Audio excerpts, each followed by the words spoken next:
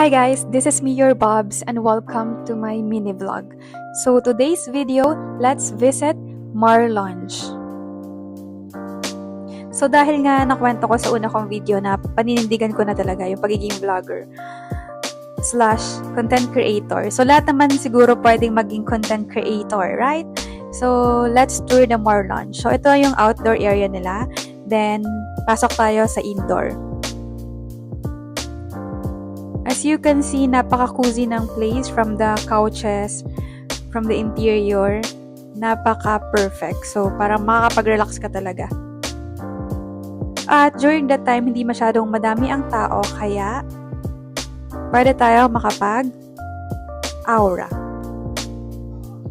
So, next naman natin puntahan ang taas.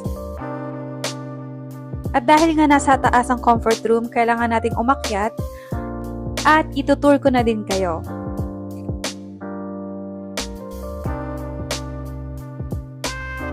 Pagdating nyo sa taas, makikita nyo din ang charging station. Kaso nga lang, hindi to free. So much better magdala kayo ng sarili nyong power bank. And that's all guys.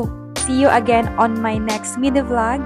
And special thanks to my friend who is the barista and to my videographer. Thank you. Bye.